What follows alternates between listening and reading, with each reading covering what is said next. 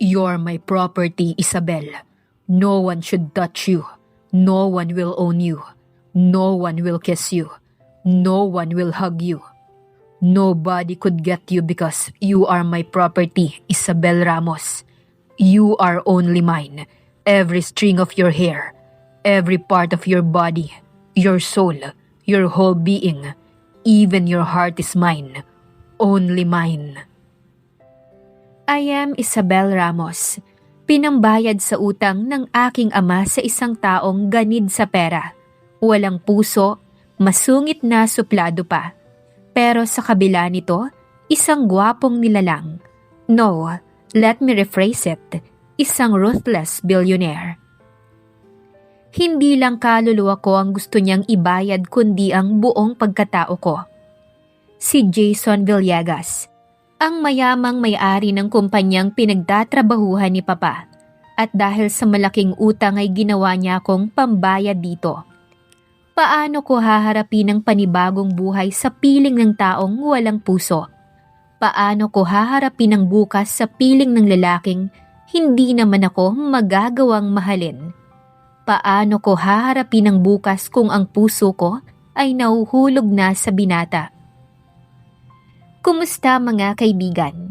Samahan ninyo kong ibahagi sa inyo ang mga kwentong magbibigay kilig, magpapatulo ng inyong mga luha, at magbibigay inspirasyon sa bawat isa. Isandalang likod at hayaang ang boses ko ang maglakbay sa inyong mga puso. Ito ang My Views TV. Pero bago tayo magpatuloy, kung bago ka pa lamang sa aming channel ay pakilike po ng ating video. Pakiclick din ang subscribe button, gayon din ang bell icon para lagi kayong updated sa mga parating ko pang uploads. Anong sabi nyo? Ako ang ipambabayad ninyo? Hindi ako makahinga. Pakiramdam ko ay pinipiga ang puso ko sa narinig mula sa sarili kong ama. Nanginginig ang aking mga kamay habang nakatayo sa gitna ng marangyang opisina na tila isang palasyo sa ganda. Ngunit para sa akin ay isa itong malamig na kulungan. Nakayuko si Papa, hindi makatingin sa akin ng diretsyo. Pasensya na, Isabel. Wala na kaming ibang paraan. 50 milyon ang utang ng kumpanya. Pagmumultahin ako, ikukulong ako, o baka tapusin ako ng mga negosyanteng nalugi dahil sa akin. Siya lang ang tanging makakasagip sa atin, anak. Ipinikit ko ang aking mga mata at huminga ng malalim upang pigilan ang luhang gustong kumawala mula sa aking mga mata. Paano nagawang ipagpalit ng sarili kong ama ang kalayaan ko para sa pera? Aba, napaka-dramatic naman ang mag-amang ito. Isang malamig baritono at may otoridad na boses ang pumasok sa silid. Sabay kaming napalingon ni Papa. Dahan-dahang pumasok ang isang lalaki mula sa kalapit na pintuan.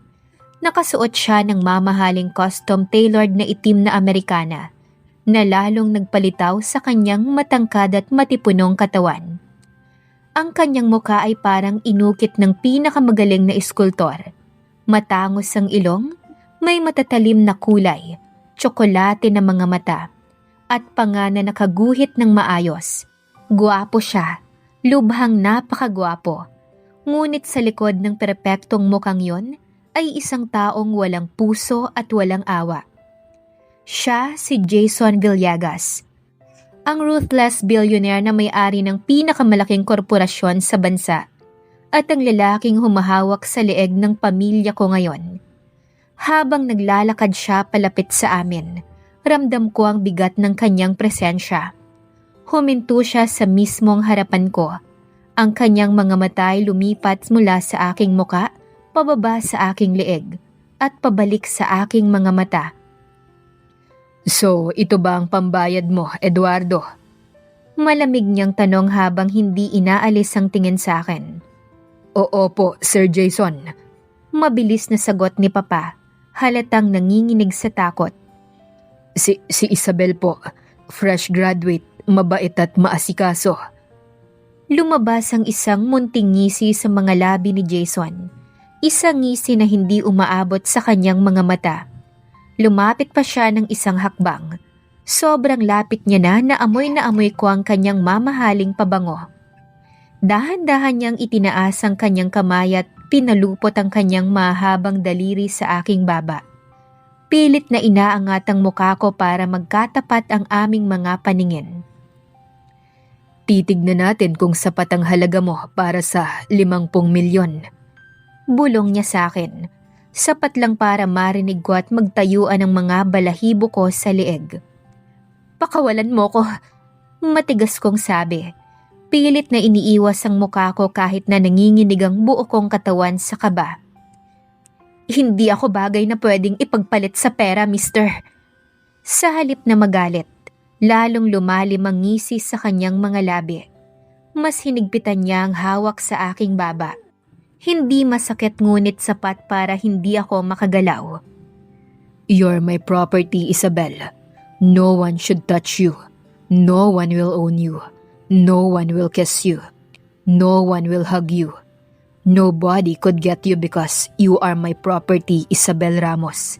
You are only mine. Every string of your hair, every part of your body, your soul, your whole being, even your heart is mine. Only mine. Napatulala ako sa kanyang mga sinabi. Ang bawat salitang binitawan niya ay tila mga kadena na dahan-dahang pumupulupot sa aking buong pagkatao. Walang bahid ng pagbibiro sa kanyang muka. Seryoso siya sa bawat salitang sinabi niya. Binitiwan niya ang baba ko at kinuha ang panyo sa kanyang bulsa para punasan ang kanyang mga daliri. Na tila nagkaroon ng dumi sa paghawak sa akin. Ang aksyong yon ay parang sampal sa aking muka. Pirmahan mo ang kontrata, Eduardo. Utos ni Jason kay Papa nang hindi man lang ito nililingon. Mula ngayong araw, ang anak mo ay lilipat na sa aking mansyon. At Isabel. Tumingin siya muli sa akin gamit ang kanyang malamig na mga mata. Welcome to your new life. Nakatayo ko sa harap ng napakalaking pinto ng mansyon ni Jason habang nakahawak ng mahigpit sa strap ng aking luma at maliit na bag. Pagkapasok ko pa lang sa gate, ramdam ko na ang kakaibang malamig na hanging tila nagbababala sa akin. Walang kahit anong kulay ang bahay. Puro puti, gray at itim. Walang mga larawan sa dingding at walang bakas ng kahit na anong init ng isang totoong tahanan. Magandang araw po, Miss Isabel. Ako po si Manang Corazon, ang tagapamahala rito sa mansyon. Bati sa akin ng isang matandang babae na may maamong ngiti. Siya lang ata ang tanging bagay rito na may buhay at pakiramdam. Magandang araw din po, Manang. Sagot ko habang pilit nang umingiti kahit na pumapatak na naman ang mga luha sa aking isip. Iyahatid na kita sa iyong kwarto para makapagpalit ka na ng damit at makapagpahinga. Ipinaghanda rin kita ng merienda. Masayang alok ng matanda habang kinukuha ang aking bitbit na bag. Maraming salamat po, Manang Corazon. Pero nasaan po si Mr. Villegas? Kinakabahan kong tanong. Hanggang ngayon kasi nanginginig pa rin ang tuhod ko kapag naaalala ko ang mga salitang binitawan niya sa akin sa kanyang opisina nung isang araw. Nasa kanyang study room si Senyorito Jason. May inaasikaso pang mga babasahin sa kumpanya. Huwag kang mag-alala, mabait naman yun kahit papano. Seryoso lang talaga at hindi gaanong palakibo. Nakangiting paliwanag ng matanda bagamat halatang pinapalambot lang nito ang katotohanan. Sumunod ako kay Manang Corazon paakyat sa ikalawang palapag. Malawak ang daanan at nakakapanghina ang mga marangyang chandeliers na nakabitin sa mataas na kisame. Pumasok ako sa isang silid na sadyang inilaan para sa akin. Malaki to, may sariling banyo at malambot na kama. Ngunit kahit gaano kaganda ang silid na to, alam kong isa pa rin itong kulungan na gawa sa ginto. Pagkaalis ni Manang Corazon ay nag-ayos ako ng konting gamit at nagpalit ng isang simpleng kasuotan. Isang maluwag na maong na pantalon at simpleng puting t-shirt. Lumabas ako ng kwarto para ibalik ang baso ng tubig na ininom ko sa kusina. Habang naglalakad ako sa mahabang pasilyo, biglang bumukas ang pinto ng isang silid sa dulo. Lumabas mula roon si Jason. Wala na siyang suot na itim na Amerikana. Nakabukas ang unang 3 butones ng kanyang puting polo shirt at nakatupi ang mga braso nito hanggang siko. Halos mag-isang linya ang kanyang makapal na kilay habang may hawak siyang mga papel. Ngunit nang magtama ang aming mga mata, ay biglang huminto ang kanyang paghakbang. Muli na namang bumilis ang tibok ng puso ko. Hindi dahil sa takot lamang, kundi sa kakaibang bultahe ng kuryenteng lumabas sa aming katawan. Anong ginagawa mo rito sa labas? Malamig at baritono niyang tanong habang marahang naglalakad palapit sa akin.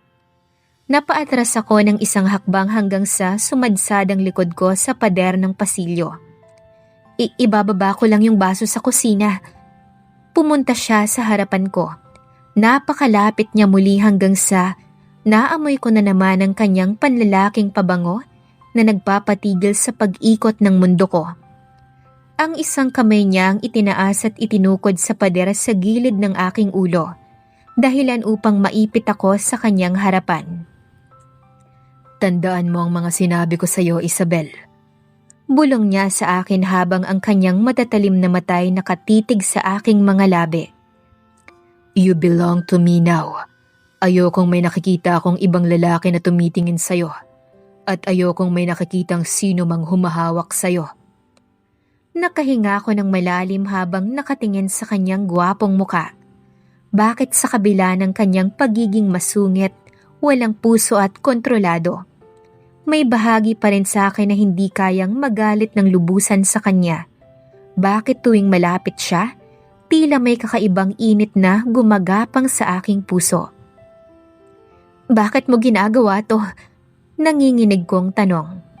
Pera lang naman ang kailangan mo, hindi ba? Bakit kailangang kontrolin mo pa pati buhay ko? Lalong lumalim ang ngisi sa kanyang mga labi. Yumuko siya ng bahagya hanggang sa maramdaman ko ang mainit niyang hininga sa aking tenga. Because you are mine, Isabel. And I want to protect what's mine. Bumaba ang tingin niya sa aking labi. Bago siya dahan-dahang lumayo at tumalikod. Naiwan akong nakatayo sa pasilyo. Dito ko na-realize, hindi lang ang kalayaan ko ang nasa panganib sa mansyong to, kundi pati na rin ang aking puso. Hindi ako halos nakatulog buong gabi. Sa tuwing ipipikit ko ang aking mga mata, bumabalik sa alaala ko ang bawat salita at ang kakaibang haplos ng titig ni Jason. Paano nga ba dapat makitungo sa isang tao na ang tingin sa'yo ay isang pagmamay-ari? Maaga kong nagising at nagpasyang bumaba sa kusina para tulungan si Manang Corazon sa paghahanda ng almusal. Gusto kong maging kapaki-pakinabang man lang upang hindi ko masyadong maisip ang aking sitwasyon. Diyos ko, Isabel, bakit ang aga mong nagising? Bisita ka rito, hindi ka sambahay. Gulat na wika ni Manang Corazon nang makita akong naghahanda ng mga sangkap para sa fried chicken. Manang, sanay po ako sa gawaing bahay. Tsaka gusto ko rin pong may pinagkakaabalahan kaysa mag-isip ng mag-isip sa kwarto. Nakangiti kong sagot. Nang matapos kami sa pagluluto ay pumasok sa kusina si Marco, ang batang driver at kanang kamay ni Jason sa mansyon. May bitbit itong malalaking bag na naglalaman ng mga bagong bili na groceries. Magandang umaga po, Manang Corazon. Magandang umaga rin po sa inyo, Miss Isabel. Masayang bati ni Marco. May mga dimple ito kapag ngumingiti at halatang napakapalakaibigan. Magandang umaga rin, Marco. Tulungan na kita dyan. Presenta ko sabay lapit sa kanya para kunin ang ilang plastic bags. Nako, huwag na po, Miss Isabel. Nakakahiya naman sa inyo. Baka mapagalitan pa ako ni boss.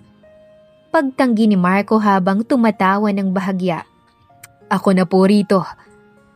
Dahil sa bilis ng galaw ni Marco, bahagyang nadulas ang kanyang kamay at nagtama ang aming mga daliri. Mabilis siyang humawak sa aking braso upang alalayan ako dahil baka mabitawan ko ang plato. Nako, pasensya na po, ako na ang... Anong nangyayari dito? Isang malamig, napakabigat at nakakatakot na boses ang biglang bumalot sa buong kusina. Tila biglang huminto ang ikot ng mundo.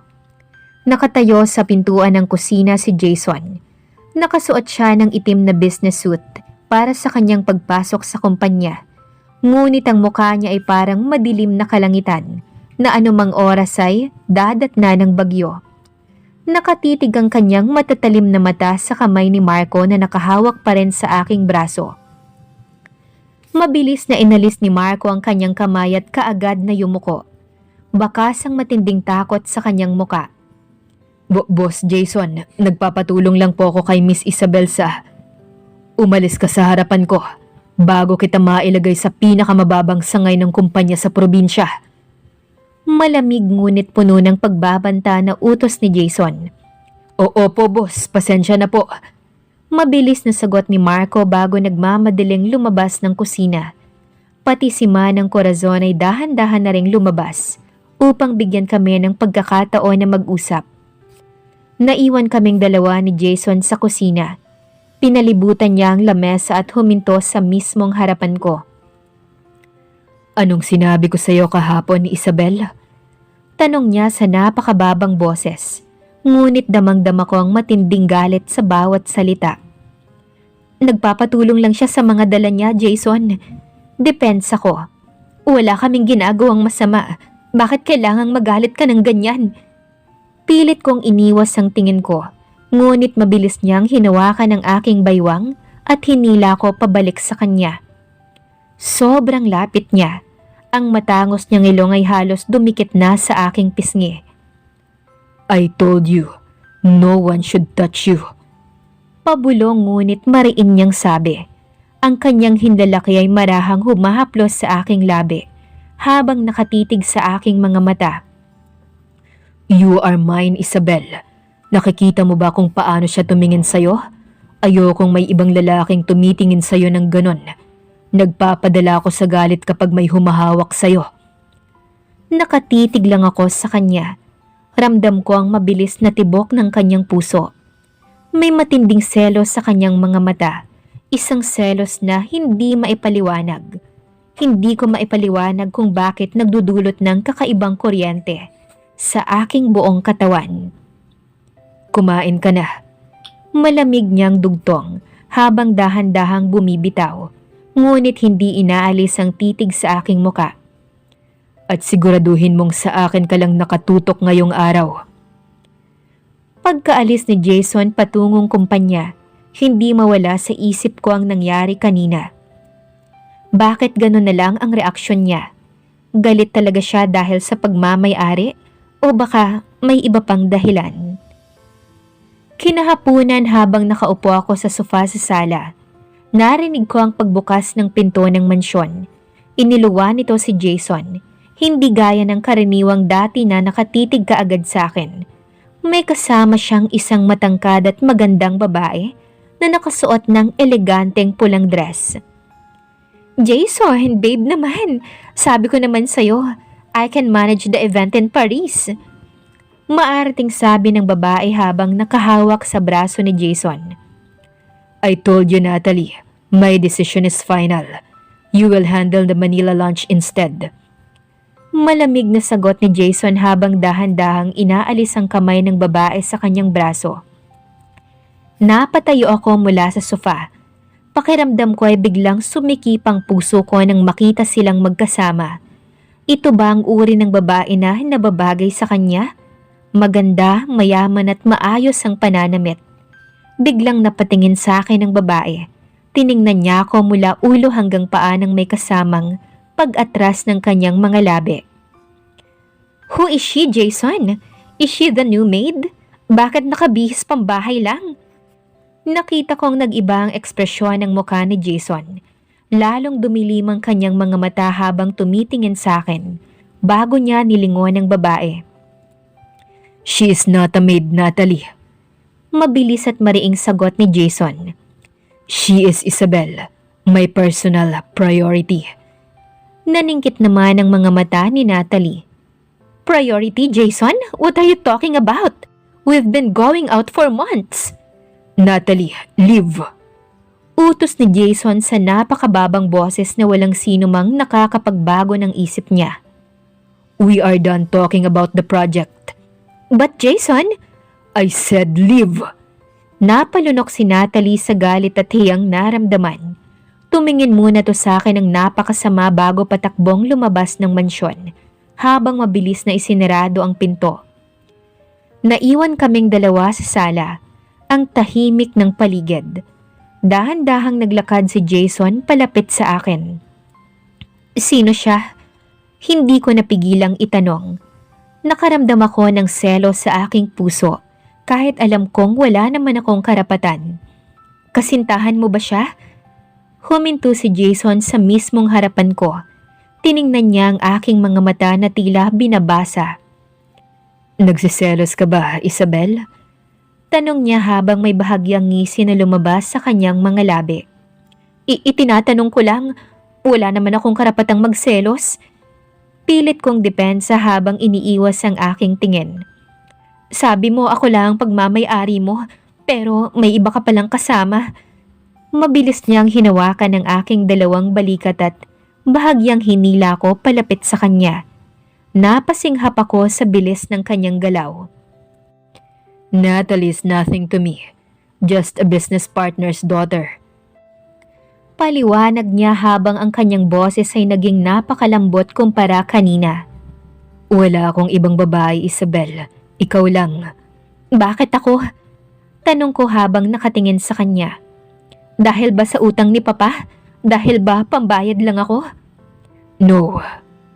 Iniisip ko nung una na pambayad ka lang. But the moment I saw you, the moment I held you, narealize kong hindi kita kayang pakawalan. Jason, you drive me crazy, Isabel. Bulong niya sa akin.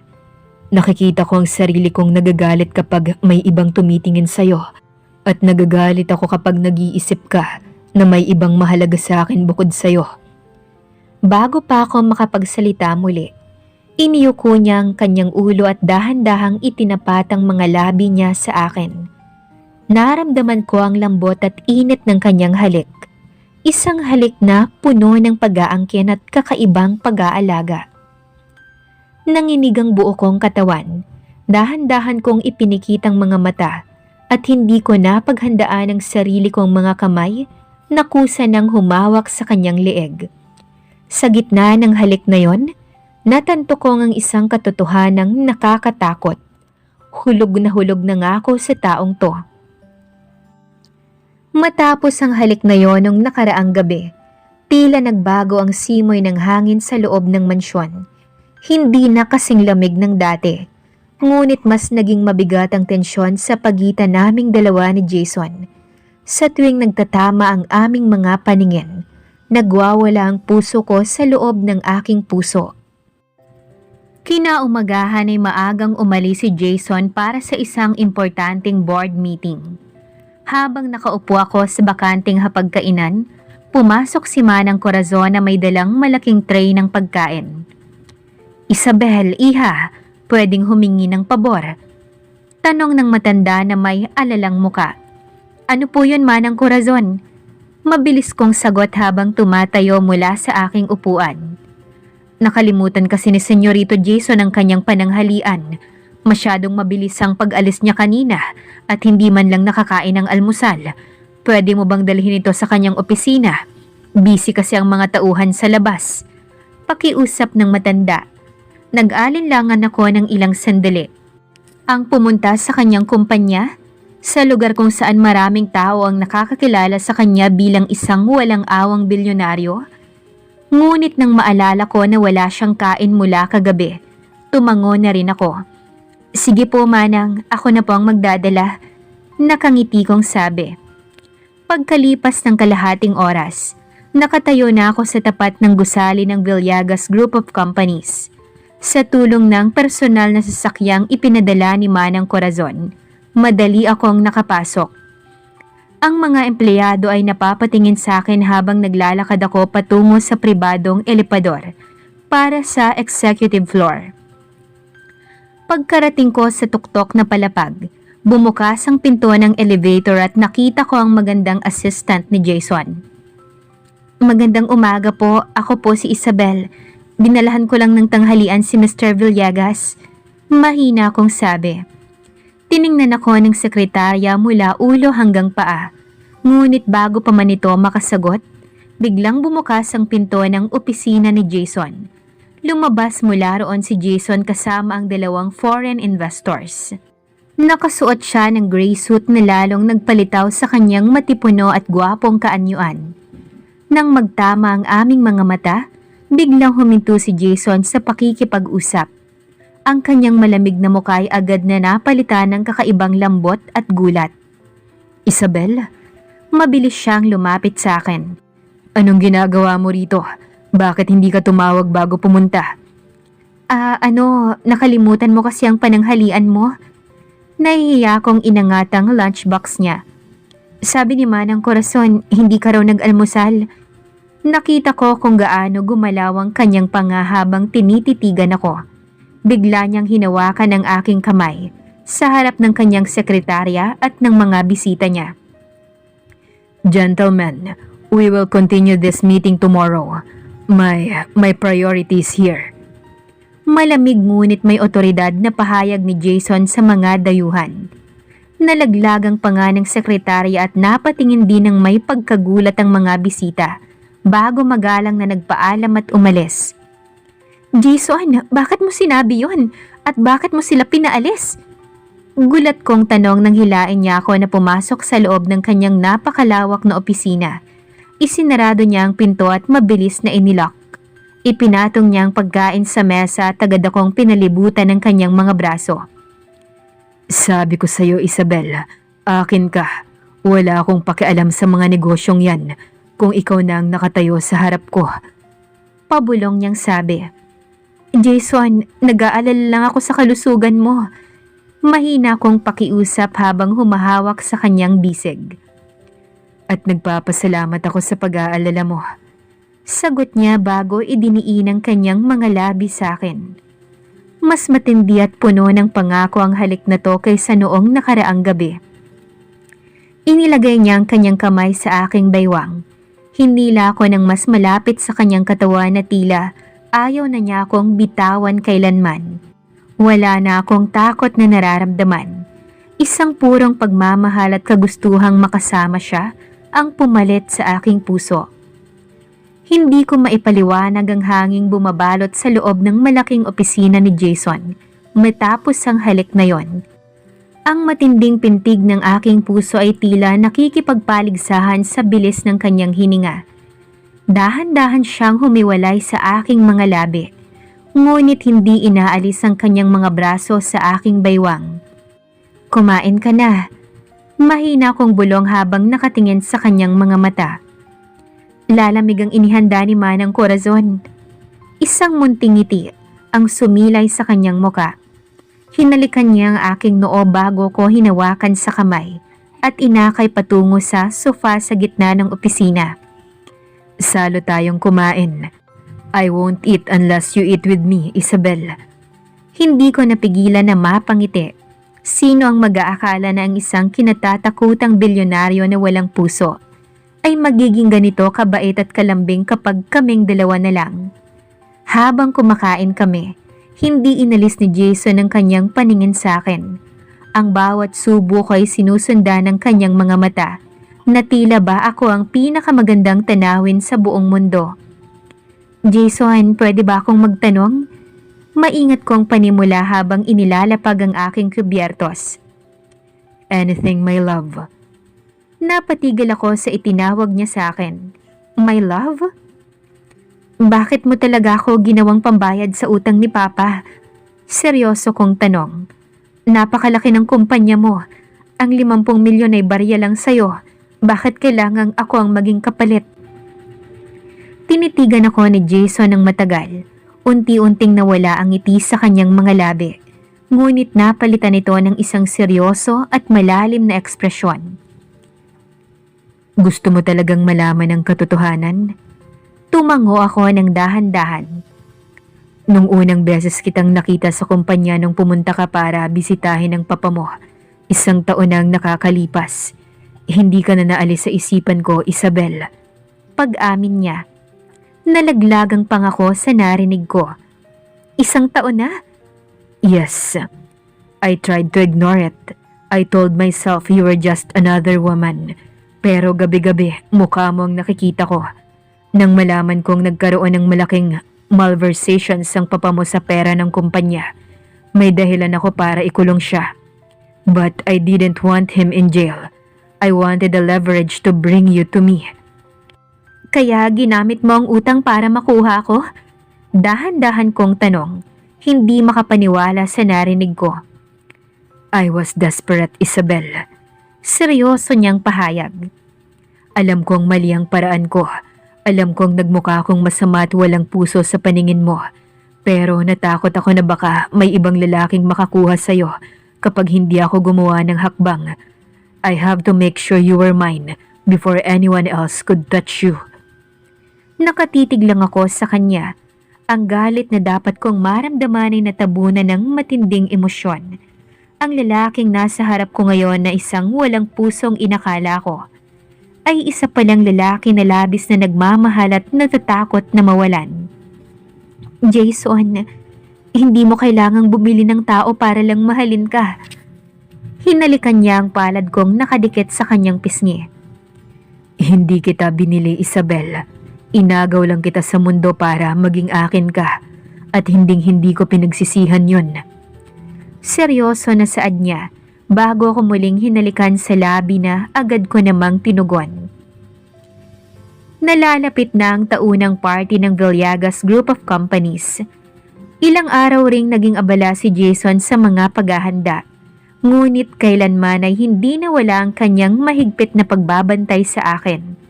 Araw-araw ay ipinadadala niya sa mansyon ang mga mamahaling damit, alahas at sapatos na gagamitin ko para sa gabing yon. Nang sumapit ang gabi ng okasyon, nakatayo ko sa harap ng malaking salamin sa aking silid. Nakasuot ako ng isang simpleng eleganteng emerald green gown na perfectly fitted sa aking katawan. Ang buhok ko ay nakataas sa isang soft updo at may kaunting palamuting brilyante sa aking tainga. Bumukas ang pinto ng kwarto at pumasok si Jason. Nakasuot siya ng classic black tuxedo na lalong nagpadagdag sa kanyang napakatinding charms at otoridad. Huminto siya sa pinto habang nakatitig sa akin. Tila naputol ang kanyang hininga nang makita ko. You look breathtaking, Isabel. Pabulong niyang sabi habang dahan-dahang lumalapit sa akin. Salamat, Jason. Kinuha niya mula sa kanyang bulsa ang isang mamahaling kwintas. Pumunta siya sa likod ko at dahan-dahang inilagay yon sa aking lieg. Napakaganda mo. Bulong niya sa aking tainga habang idinidikit ang kanyang katawan sa aking likod.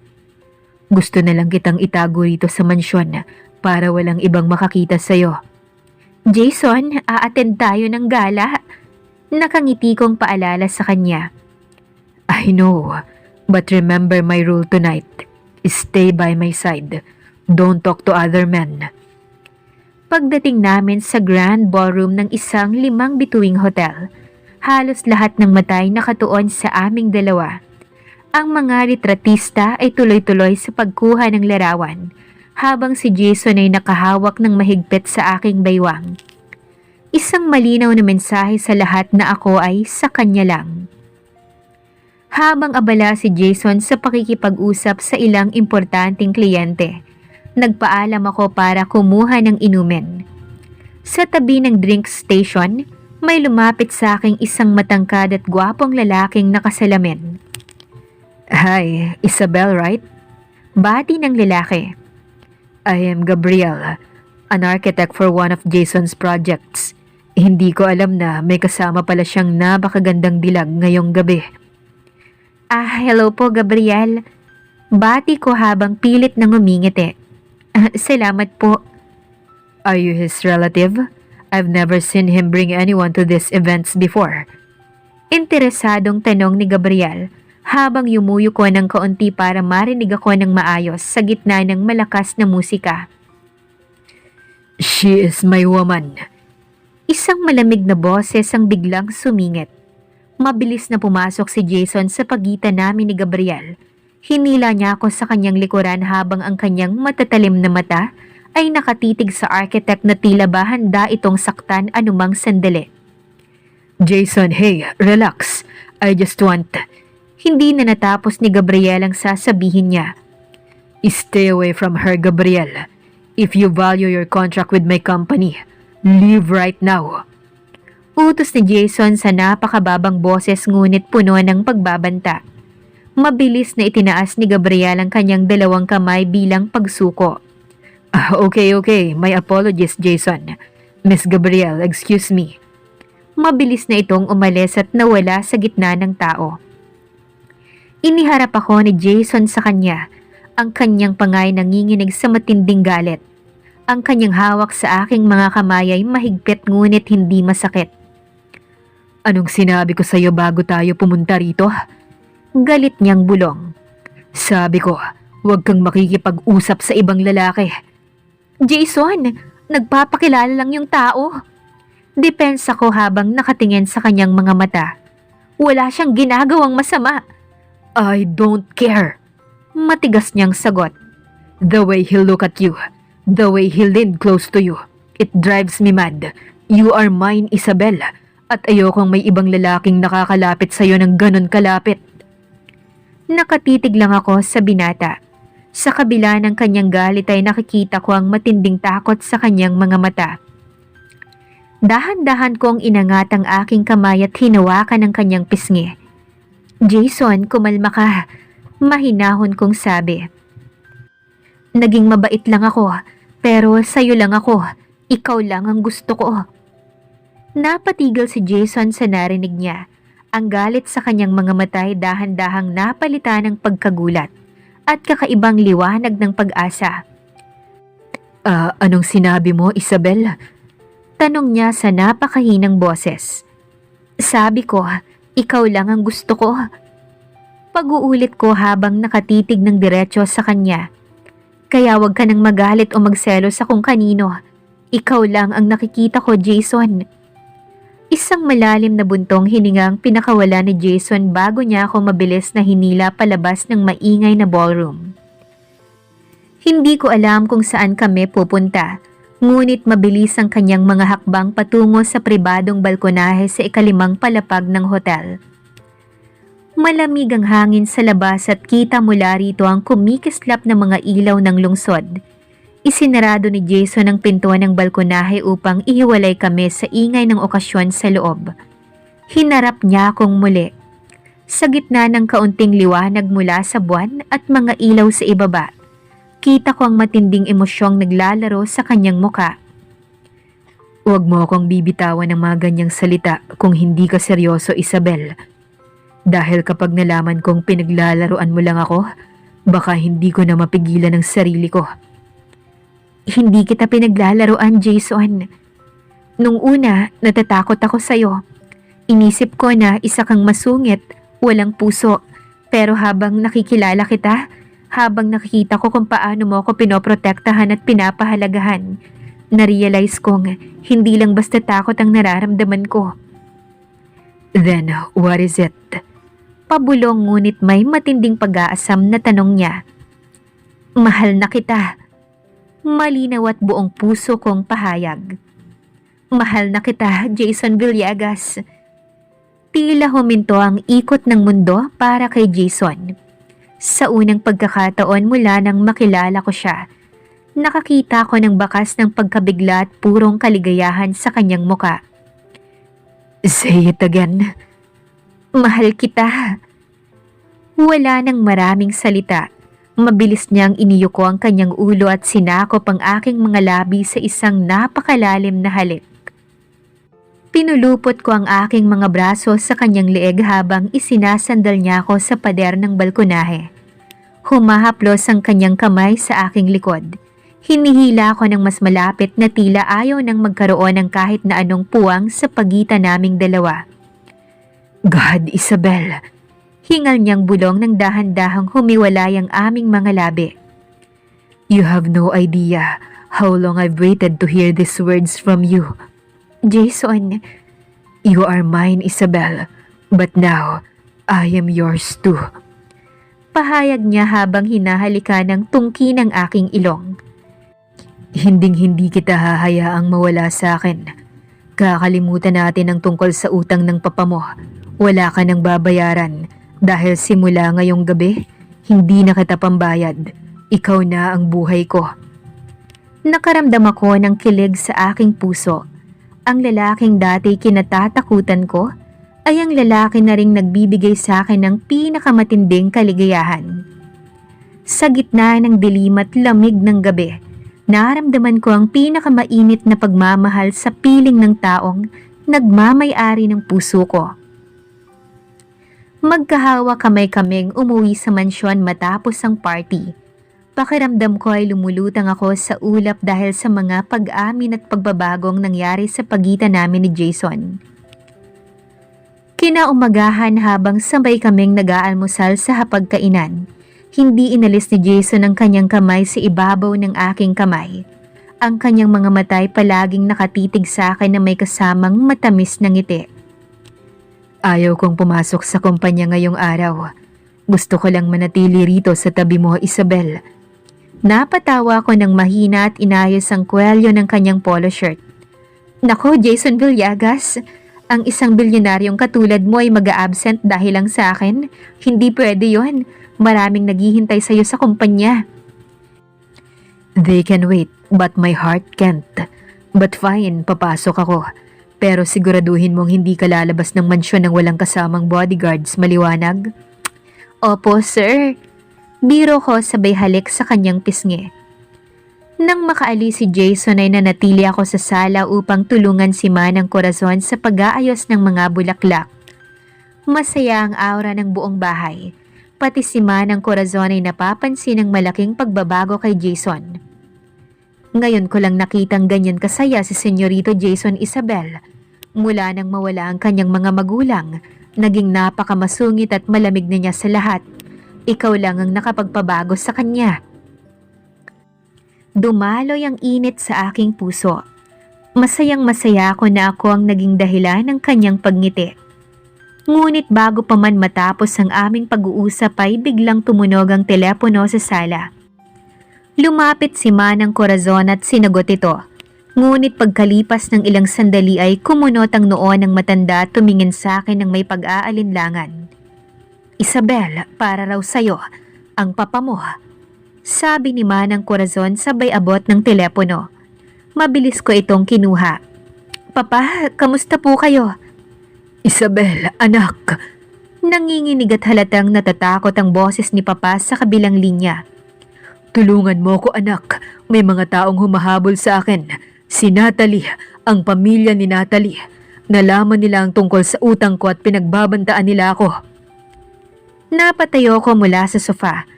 Ano po, si Natalie? Oo, anak. Sabi nila, kung hindi raw kita mapapahiwalay kay Jason, sisirain nila ang kumpanya ni Jason gamit ang mga kasulatang ginawa ko nung nagtrabaho ko ron. Mapupunta sa kulungan si Jason dahil sa akin. Saad ni Papa habang umiiyak. Pakiramdam ko ay biglang bumagsak ang langit sa akin. Si Natalie, ang babaeng pinalayas ni Jason sa mansyon nung isang araw. Ginagamit nito ang kasalanan ng papa ko upang sirain si Jason at ilayo ko sa kanya. Nasaan po kayo ngayon, Papa? Nasa isang lumang bodega ako sa gilid ng lungsod, Isabel. Itinago nila ako rito. Puntahan mo ko, anak, bago nila ako tuluyang tapusin. Pagmamakaawa ni Papa. Napabitaw ako sa telepono. Wala nang oras para mag-isip. Hindi ko pwedeng hayaang mapahamak ang papa ko. At lalong hindi ko pwedeng hayaang masira ang buhay at kumpanya ni Jason ng dahil sa amin. Mabilis akong tumakbo patungo sa pintuan ng mansyon. Hindi man lang napansin ang mga tawag ni Manang Corazon. Pumasok ako sa unang sasakyang nakita ko at pilit na pinagmaneho ang driver patungo sa address na ibinigay ni Papa. Ngunit hindi ko alam na ang pag-alis kong to nang walang paalam kay Jason ay magdudulot ng pinakamalaking galit sa kanyang puso. Habang mabilis na bumabiyahe ang sasakyan patungo sa lumang bodega sa gilid ng lungsod, hindi tumitigil sa pagkabog ang aking puso. Alam kong nagkamali ako sa pag-alis ng walang paalam kay Jason. Ngunit paano ko hahayaang mapahamak ang sarili kong ama? Miss Isabel, sigurado po ba kayong dito ang punta natin? Nag-aalalang tanong ng driver habang ipinarada ang kanyang sasakyan sa harap ng isang abandonado at madilim na bodega. Napakagulo po ng lugar na to. Baka magalit si Boss Jason kapag nalaman niyang pumarito tayo. Maghintay ka na lang dito.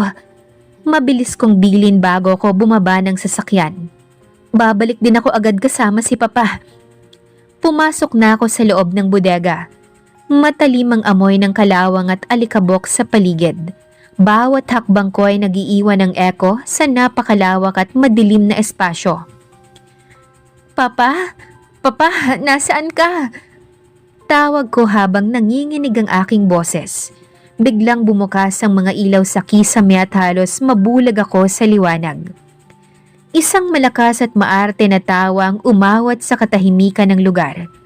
Lumabas mula sa likod ng malalaking kahon si Natalie. Nakasuot ng mamahaling red trench coat na may nakakairitang ngiti sa mga labi.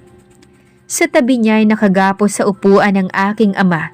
May pasa sa muka at may nakalagay na tela sa kanyang bibig. Napakadali mo talagang lokohin, Isabel. Nakangiting sabi ni Natalie habang dahan-dahang lumalapit sa akin. Natalie, pakawalan mo ang papa ko. Galit kong sigaw. Pilit na tumatakbo malapit kay Papa. Ngunit dalawang matangkad na lalaking nakaitim ang humarang sa akin at hinawakan ng mahigpit ang aking mga braso. Pakawalan? Not so fast, darling. Sagot ni Natalie habang tinitignan ng kanyang mga kuko. Akala mo ba, hahayaan kong agawin mo sa akin si Jason? Ang isang dukhang katulad mo na pambayad utang lang? Jason belongs to me and my family's empire. Hindi ka kailanman minahal ni Jason.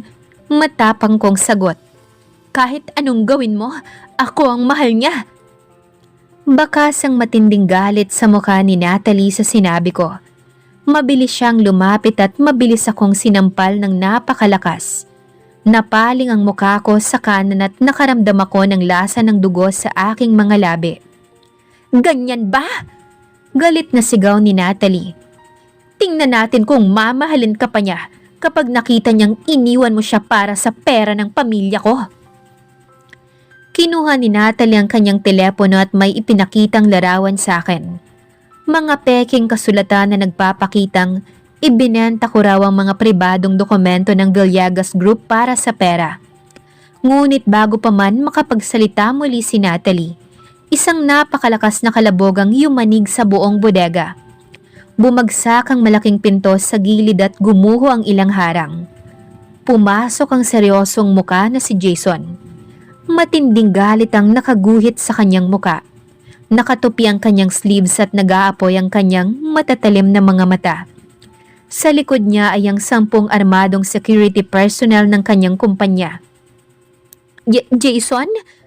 Nanginginig na sambit ni Natalie habang napapaatras sa takot. Hindi man lang tiningnan ni Jason si Natalie. Ang kanyang mga mata ay nakapako sa akin.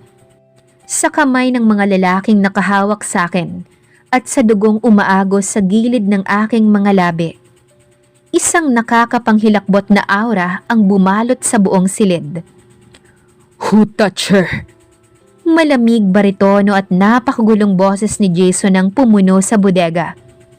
Mabilis na binitawan ako ng dalawang lalaki sa takot ngunit huli na ang lahat.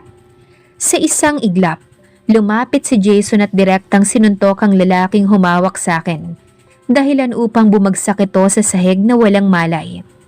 Lumapit sa akin si Jason. Hinawakan niya ang aking baywang at hinila ko ng napakahigpit sa kanyang dibdib. Naramdaman ko ang matinding pangangatog ng kanyang katawan. Hindi dahil sa takot kundi dahil sa matinding galit. Sinabi ko sa'yo, walang pwedeng humawak sa'yo, Isabel. Bulong niya sa akin habang pinupunasan ng dugo sa aking labi. You are mine, at ang sino mang mananakit sa'yo, wawasakin ko. Matapos ang kaguluhan sa lumang bodega, Mabilis na pinalibutan ng mga tauhan ni Jason si Natalie at ang kanyang mga kasama. Walang nagawa si Natalie kundi ang umiyak at magmakaawa habang isinasakay sila ng mga pulis. Pinalaya rin kaagad ang aking ama at dinala sa ospital para magamot ang kanyang mga natamong pasa. Subalit sa kabila ng pagtatapos ng banta, ang tensyon sa pagitan namin ni Jason ay lalong lumalim. Tahimik kaming dalawa sa loob ng kanyang luxury SUV habang pabalik sa mansyon. Nakahawak si Jason sa steering wheel ng napakahigpit. Bakas ang nanginginig ng mga ugat sa kanyang braso. Ang kanyang muka ay parang nakaukit sa semento. Jason, mahina kong pagtawag habang dahan-dahang inaabot ang kanyang kamay. Ngunit bago pa man dumampi ang aking mga daliri sa kanya, iniwas niya ang kanyang kamay at mas lalong pabilis na pinatakbo ang sasakyan. Kumurot ng matinding sakit ang aking puso. Galit siya sa akin. Galit siya dahil umalis ako nang walang paalam at pumasok sa isang delikadong lugar. Pagkarating sa mansyon, mabilis siyang bumaba at hindi ako hinintay. Dire-diretso siyang umakyat sa kanyang opisina at isinarado ang pinto ng napakalakas. Pumasok ako sa mansyon na may mabigat na hakbang. Hindi ko pwedeng hayaang magtapos ang gabing ito na may ganitong malaking pader sa pagitan namin. Kumuha ko ng maliit na baso ng malamig na tubig at lakas loob na umakyat patungo sa kanyang kwarto. Dahan-dahan kong binuksan ang pinto. Nakatayo si Jason sa tapat ng malaking salaming bintana. Nakatanaw sa madilim na kalangitan. Nakatapon sa sahig ang kanyang suit jacket at nakabukas ang 3 butones ng kanyang polo. I told you to stay put, Isabel.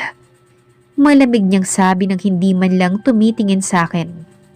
Sinabi ko sa'yo na huwag kang aalis ng walang kasamang bodyguards. Jason, patawarin mo ako. Tumawag si Papa. Natatakot ako para sa buhay niya at natatakot din ako para sa'yo. Sabi ni Natalie, gagamitin nila ang mga maling kasulatan para sirain ang kumpanya mo at ikulong ka. Dahan-dahang humarap si Jason sa akin. Ang dating mga mata na puno ng galit ay may halong matinding sakit at pagod. Do you really think I care about the company? Sigaw niya. Lumapit siya sa akin na ilang malalaking hakbang at hinawakan ang 2 balikat ko. I don't care about the money. I don't care about the business. Ang kinatatakutan ko ay ang mawala ka sa akin. Napatitig ako sa binata habang umaagos ang mga luha sa kanyang pisngi. Nang malaman kong wala ka sa mansyon, pakiramdam ko'y gumuho ang buhay ko. Iniisip ko na baka narealize mong masamang tao ko at nagpasya kang takasan ako. At nang makita kitang hawak ng mga lalaking yun sa bodega, halos mawala ako sa sarili kong katinuan. I was ready to hurt anyone just to get you back. Jason, niyakap ko siya. Hindi kita tatakasan. Kailanman ay hindi ko naisip na iwanan ka. Mahal na mahal kita. Naramdaman ko ang malalim na buntong hininga ni Jason. Hinding-hindi ko kakayanin kapag may nangyaring masama sa'yo, Isabel. Pabulong niyang sabi habang isinisiksik ang kanyang muka sa aking lieg. You are my entire world now. You are my home. Patawarin mo ako kung nag-alala ka sa akin. Pangako, hindi ko na uulitin. Inangat ni Jason ang aking muka. Ang lambot at lambing sa kanyang mata ay tuluyan ng bumalik. Dahan-dahang idinikit niya ang mga labi niya sa akin. Pagkatapos ng pangyayari sa bodega, naging mas protective at maalaga si Jason. 1 linggo ang nakalipas sa tuluyan ng naayos ang problema sa pamilya ni Natalie. Ang papa ko naman ay nakalabas na ng ospital at binigyan ni Jason ng magandang maliit na negosyo sa probinsya upang makapagsimula muli ng malinis at tahimik na buhay. Isang gabi pagkababa ko sa sala, nakita ko si Jason na nakatayo sa dulo ng hagdan. Nakasuot ng isang simpleng navy blue formal shirt na nakatupi ang mga braso at itim na slacks. Saan tayo pupunta? Tanong ko habang nakangiti. It's a surprise, my love. Sagot niya habang inaalalayan ako sa pagbaba ng hagdan. Dinala ako ni Jason sa rooftop ng pinakamataas na gusali ng Villegas Group of Companies. Pag-atras ng pinto ng elevator, halos napasinghap ako sa ganda ng tanawin. Ang buong rooftop ay napapalamutian ng mga maliliit na kulay gintong ilaw, mga sariwang pulang rosas at isang romantikong dinner table sa gitna. Kita mula rito ang buong liwanag ng lungsod sa ilalim ng maliwanag na kalangitan. Nagustuhan mo ba? Nakayakap si Jason mula sa likod ko. Napakaganda, Jason. Sobrang ganda. Nagsimula kaming kumain ng isang masarap na candlelight dinner. Masaya kaming nagkwentuhan tungkol sa aming mga pangarap. Sa bawat ngiti at tawa ni Jason, ramdam na ramdam ko ang lalim ng kanyang pagmamahal. Wala na ang dating malamig na lalaki. Nang matapos kaming kumain, pumatak ang isang mabagal at romantikong musika sa paligid. Inakay ako ni Jason sa gitna ng rooftop para sumayaw. Isabel, panimula niya habang dahan-dahan kaming gumagalaw. Nung pumasok ka sa buhay ko, inakala kong gusto lang kitang angkinin dahil sa matinding kagustuhan kong maging akin ka. But you taught me what true love really is. You made me realize that loving someone isn't about control or ownership. It's about protecting them, honoring them, and giving them your whole heart. Dahan-dahan siyang huminto sa pagsayaw at kumala sa aking yakap. Nagulat ako nang bigla siyang lumuhod sa harapan ko. Mula sa kanyang bulsa ay inilabas niya ang isang maliit na kahon at binuksan ito. Isang napakagandang diamond ring ang nagniningning sa loob. Isabel Ramos, you were once brought to me as a debt payment. But now, you are my greatest blessing. Pahayag ni Jason. I don't want you to just be my property. I want you to be my partner, my forever, my wife. Will you marry me? Hindi ko na napigilang tumulo ang mga luha ng kaligayahan.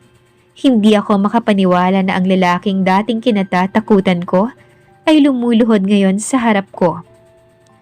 Oo, Jason, pakakasalan kita at mahal na mahal din kita. Mabilis niyang isinuot ang singsing sa aking daliri bago tumayo at mabilis akong niyakap. Isinayaw niya ako sa hangin habang labis ang aming kaligayahan ng sandaling yon. Mabilis na lumipas ang mga araw. Matapos ang ginawang pag-aalok ng kasal ni Jason sa rooftop, ang buong mansyon ay naging abala sa paghahanda para sa aming nalalapit na kasal. Mula sa disenyo ng bulaklak, sa mga kakaibang pagkain, hanggang sa mga imbitasyon. Lahat ay gustong maging perpekto ni Jason para sa akin.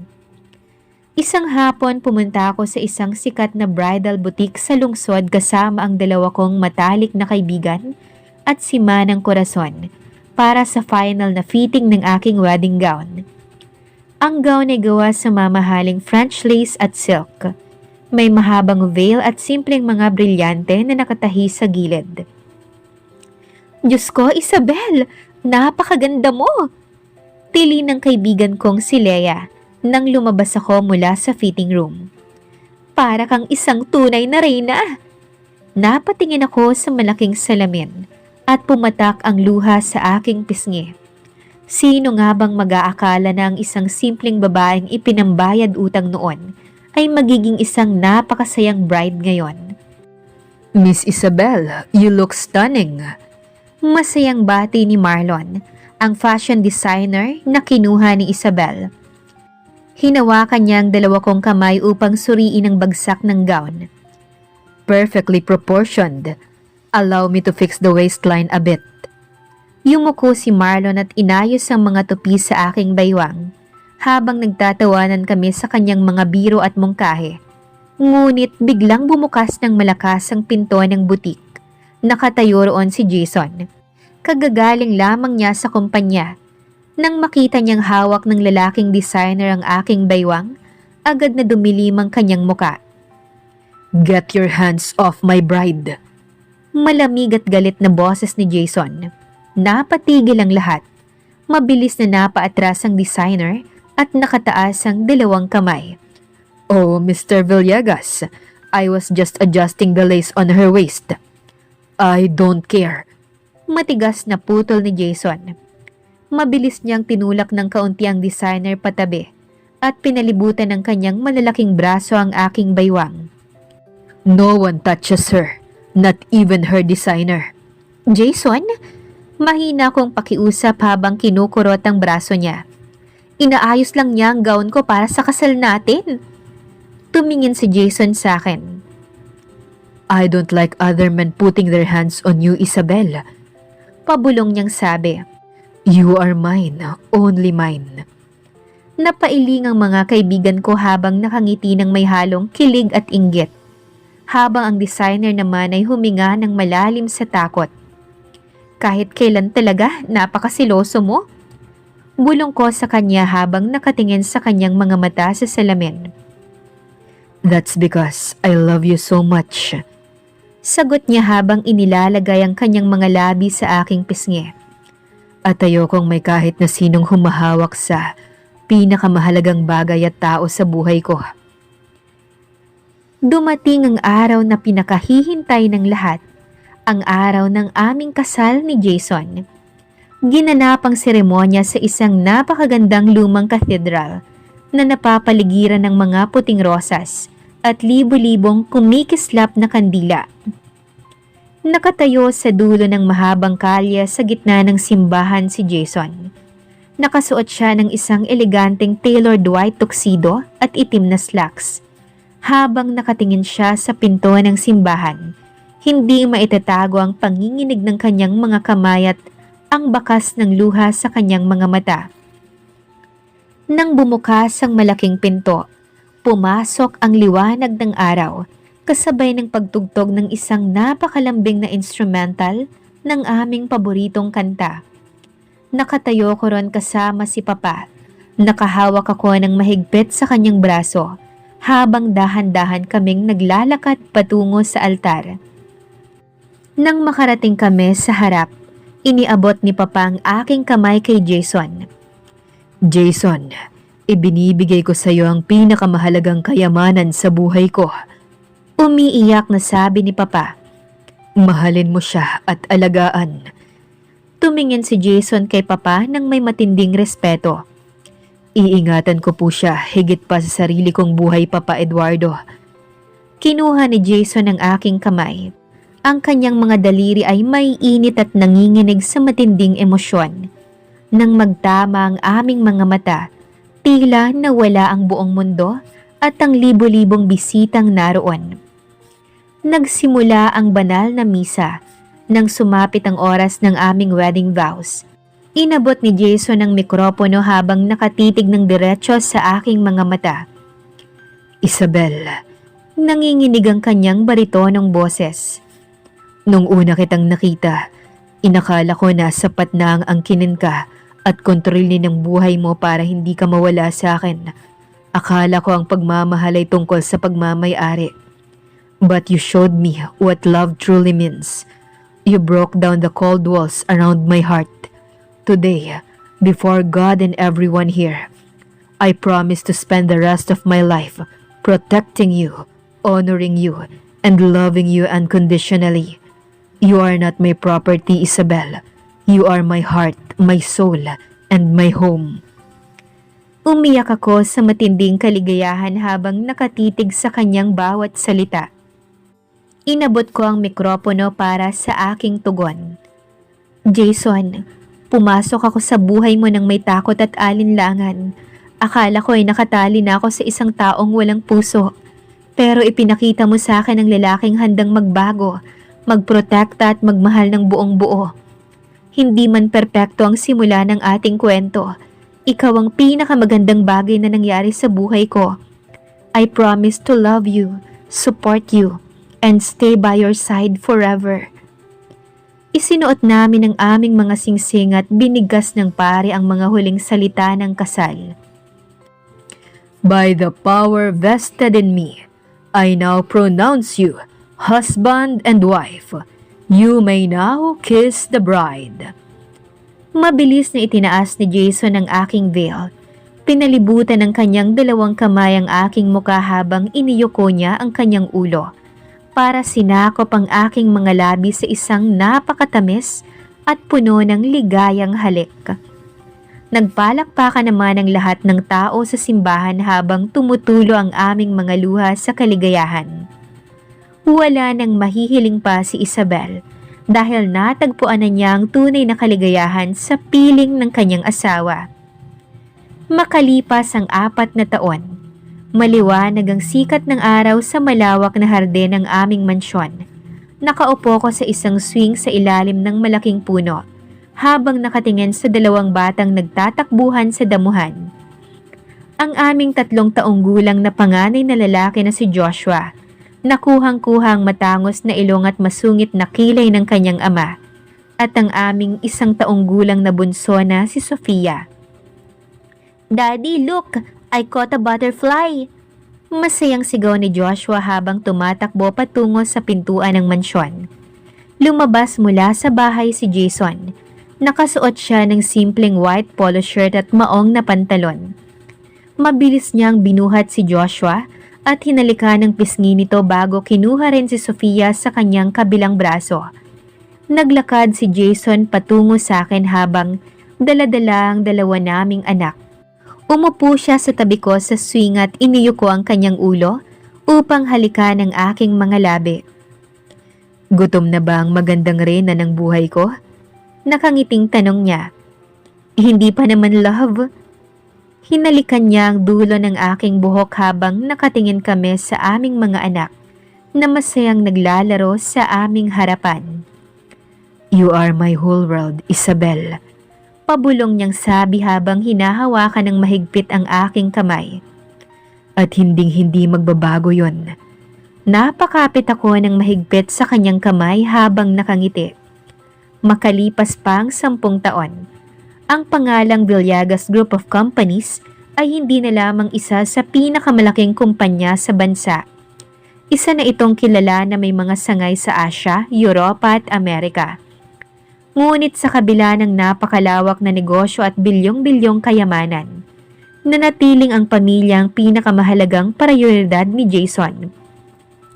Sa kasalukuyan, nakatayo kaming 2 ni Jason sa balkonahe ng aming bagong beachfront estate sa Batanes, habang nakatanaw sa napakalawak na karagatan at papalubog na araw. Si Joshua na sa murang edad na 13 taong gulang na ngayon, ay masipag na nag-aaral tungkol sa negosyo habang ginagabayan ng kanyang ama. Ang aming prinsesa na si Sofia ay busy sa kanyang pag-aaral. Inabot ni Jason ang aking baywang mula sa likod at dahan-dahang isinandalang kanyang baba sa aking balikat. Ang kanyang panlabas na kaanyuan ay may kaunting pilak na sa buhok. Ngunit ang kanyang taglay na karisma, kakisigan, at pagmamahal sa akin ay lalo lamang lumalim sa paglipas ng panahon. Ano ang iniisip ng aking mahal na reyna? Pabulong niyang tanong habang hinahalika ng gilid ng labi ko. Iniisip ko lang kung paano nagbago ang lahat. Nakangiti kong sagot habang inilalagay ang aking mga kamay sa ibabaw ng kanyang mga kamay na nakapulupot sa aking tiyan. Dati, pambayad utang lang ako. Ngayon, kasama mo na ako sa pagpapatakbo ng ating negosyo at ng ating pamilya. Humarap si Jason sa akin at pinalibutan ang aking mukha ng kanyang mainit na palad. Sabi ko sa iyo noon, Isabel, akin ka. Malambing niyang pahayag. Pero ang katotohanan, ako ang totoong pagmamay-ari mo. Ikaw ang nagbigay ng tunay na kahulugan sa bawat tagumpay ko sa negosyo at sa buhay. Isang matamis at punong-puno ng pagmamahal na halikang ibinigay niya sa aking mga labi, habang naririnig namin ang masayang tawa ng aming mga anak sa ibaba. Sa gitna ng tagumpay, kayamanan at panibagong simula, natagpuan namin ang isang tahanang binuo ng wagas at walang katapusang pag-ibig. Ipinapakita ng kwento ni na Isabel at Jason na ang tunay na pag-ibig ay hindi nakabase sa pagmamay-ari o pagkontrol ng isang tao. Ang tunay na pagmamahal ay nagbibigay ng laya, respeto at handang magbago para sa minamahal. Kahit gaano man kadilimang simula ng isang relasyon, kayang palambutin ng wagas na pag-ibig ang pinakamatigas na puso. Wala sa yaman o kapangyarihan ng kaligayahan, kundi nasa pamilyang puno ng pagmamahalan. At dito na po nagtatapos ang kwento ni na Isabel at Jason. Kayo, naranasan nyo na bang ipaglaban ng taong mahal nyo? Ano ang paborito ninyong eksena sa kwento nila? Maraming salamat po at God bless po sa ating lahat.